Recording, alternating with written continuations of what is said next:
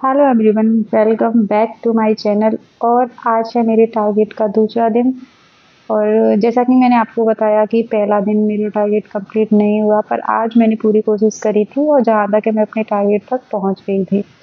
Target बनाना मतलब बहुत आसान है, लेकिन उनको पूरा करना बहुत ही ज़्यादा मुश्किल, और मुझे लगता है कि मेरे लिए ज़्यादा मुश्किल हो जाता है, क्योंकि अगर मैं बच्चे मैनेज कर लेती हूँ तो फैमिली में कुछ जैसे कि रिलेटिव्स वगैरह और बच्चे फैमिली मैनेज हो जाता है, तो हेल्थ तो बहुत ही ज़्यादा मुश्किल हो जाता है मेरे लिए मेरे टारगेट पूरा करना।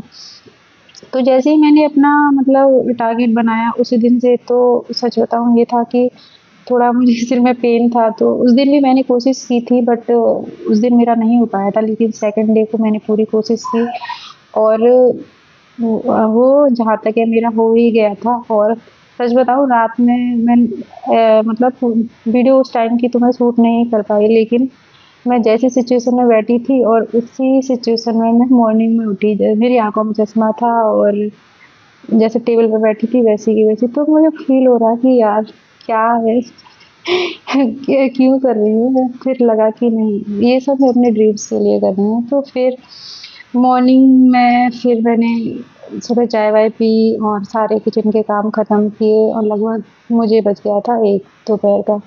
उसके बाद मैं फिर से अपनी स्टडी के करने के लिए आ गई थी और अभी थोड़ा-सा सिर में पेन था, बट कोशिश कर रही थी। और जब मेरी तबीयत थोड़ी-सी वीक होती है ना, तो मैं खुद को थोड़ा-सा अ, अच्छा फ़ील कराने के लिए थोड़ा फ्रेश सा रहने की कोशिश करती हूँ कि अपने माइंड में नहीं लाती हूँ कि मेरी मतलब तबीयत ख़राब है। उसको अवॉइड करती हूँ, लेकिन जब बहुत ही ज़्यादा दिक्कत होती है, तो फिर नहीं हो पाता है मुझसे। तो अभी मैं लगी हुई थी अपना टारगेट पूरा करने में कि नहीं, मुझको करना है।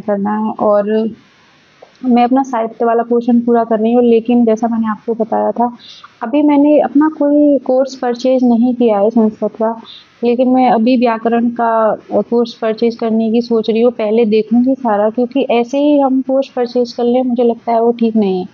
तो जहाँ से मैं अपना कोर्स परचेज़ कर रही हूँ, उन सर ने ना कुछ फ्री क्लासेस दे रखी हैं।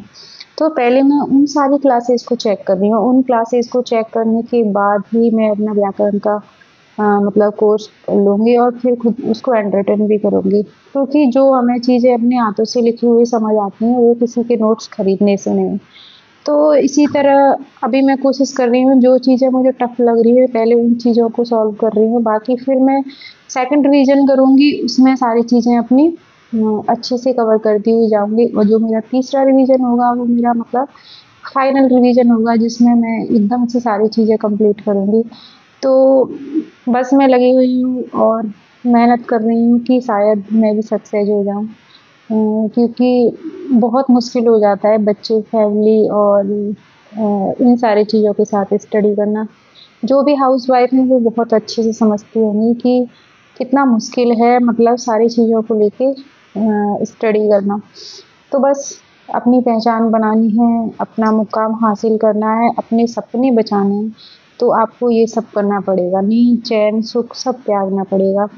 जितने भी मतलब ये समझ लो कि ये आपका एक परीक्षा का समय है, मतलब एग्ज़ाम तो आपका बाद में आएगा, लेकिन पहले आपको जो सफलता से पहले की जो परीक्षा है उसका टाइम है, यहाँ आपको सब कुछ छोड़ना है।